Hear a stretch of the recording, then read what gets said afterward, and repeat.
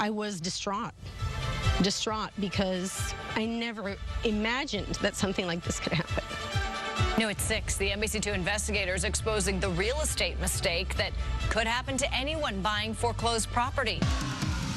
New at 6 from the NBC2 investigators, a plan of building a dream home in Southwest Florida ends with a real estate mistake you need to know about. The family thought they were buying 10 acres of property, but only ended up with 2. NBC2 investigator David Hodges found out how it happened. Well, this family tells me they were totally blindsided when they didn't get what they paid for, especially since they bought the property through government-sponsored Fannie Mae. Overgrown, rundown, and remote. But Renata Mans tells me her family had a vision for this Hendry County property. My husband has like this dream of having this chalet-style cabin out in the back. They bought it in 2015, paying $67,000 for 10 acres, as shown here on this settlement agreement. But when Mans started applying for permits, Hendry County said no. There's something wrong here with the title. It's not 10 acres. We're showing 2.65. From the Sky 2 drone, you can see what they paid for versus what they got. It's still, a beautiful piece of land, but no, this isn't what we wanted. So It's not what you paid for. Oh, no, absolutely not.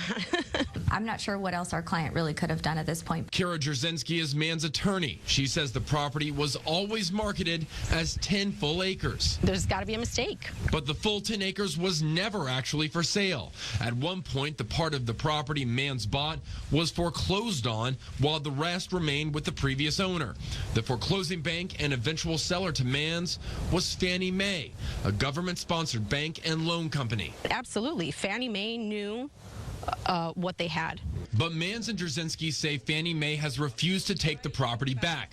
Their contracts to buyers absolve them of almost all liability, which is why Jarzynski says there are steps any owner can take before buying a foreclosed property from a bank. According to property records, Fannie Mae owns 199 properties across Southwest Florida. I always recommend a thorough property inspection, a radon test, a mold test, termite inspection, and then they have to know that the contract that they're signing limits them to such a degree. But Jarzynski says none of that could have prevented what happened to Mans. They're suing to undo the deal. And now it's David and Goliath. I was distraught because I never imagined that something like this could happen. To me, when you work with professionals and a bank sold us this. We reached out to Fannie Mae. A spokesperson said they cannot comment on pending litigation. We've posted a copy online of what their contracts look like so you can see for yourself how limiting they are. Just go to NBC-2.com and click on this story. For the NBC2 investigators, I'm David Hodges.